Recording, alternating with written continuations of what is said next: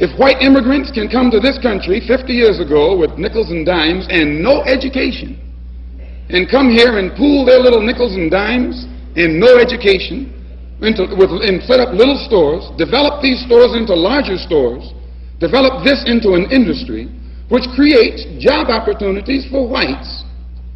Since Lincoln was supposed to have freed the black man 100 years ago, and today the black man, according to the government economist, has spending power of $20 billion per year.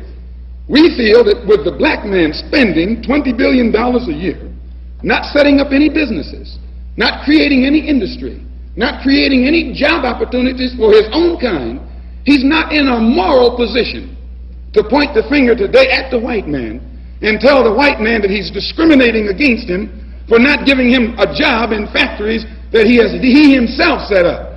If the black man has $20 billion, and these so-called Negro leaders are such geniuses that they can integrate white restaurants and integrate white factories and force themselves into that which the white man has set up, they should use this same ingenuity to show the black people how to pool our wealth and set up something of our own.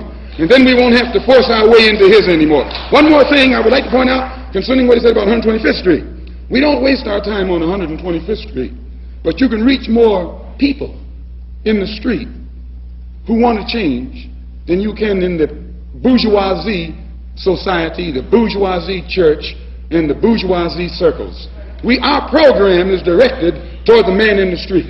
So we spend our time in the street, and what we do with that man, instead of trying to change the white man in your mind and make you accept us, we change the mind of the black man and make him accept himself.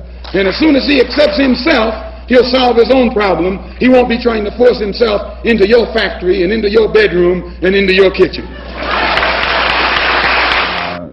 A feeling or sense of inferiority has been created by the white power structure, educational and otherwise, in the mind of the black man about himself.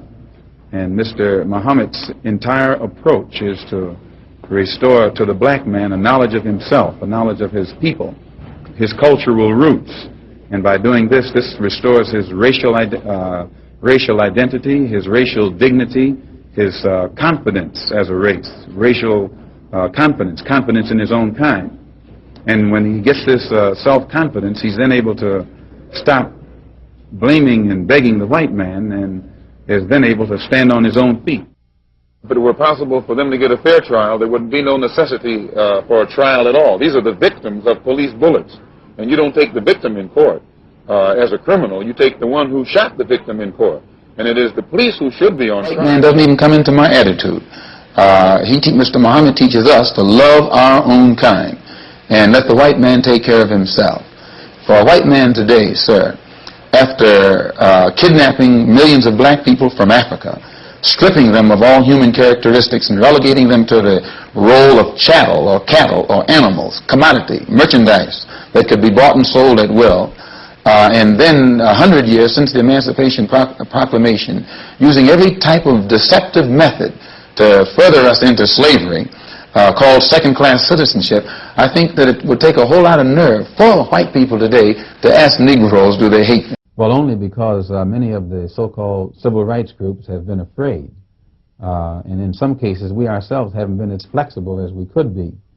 But things are shaping up now where if something isn't done to get some kind of unity among the groups, no matter what differences they have, things can get mighty bad. You have spoken of Negro discontent with the progress of civil rights. What do you think about that? Yes, the black people in this country are completely dissatisfied, disillusioned, and disenchanted with the entire civil rights movement. You suggest that Negroes vote for in the coming election? I wouldn't suggest that they vote for any party or either party. I would suggest that the so-called Negroes become politically mature, realize the power that they hold in the field of politics, and then once the person who is running is aware that this man is awakened to the power that he holds, then that person who is running will approach that Negro on a more intelligent plane. As it is right now, most of the Negro leaders sell out to the white politicians for crumbs. And an awakening, a political awakening among Negroes will make it impossible for the present Negro leaders to sell our people out as they've been doing in the past. So you do think Negroes should vote? Negroes should do whatever is necessary to bring about a complete solution to their problem. When I say whatever is necessary, whatever is necessary. Our African brothers have gained their independence faster than you and I here in America have. They've also gained recognition and respect as human beings much faster than you and I. Just 10 years ago on the African continent, our people were colonized. They were suffering all forms of colonization, oppression, exploitation, degradation, humiliation, discrimination, and every other kind of Asian.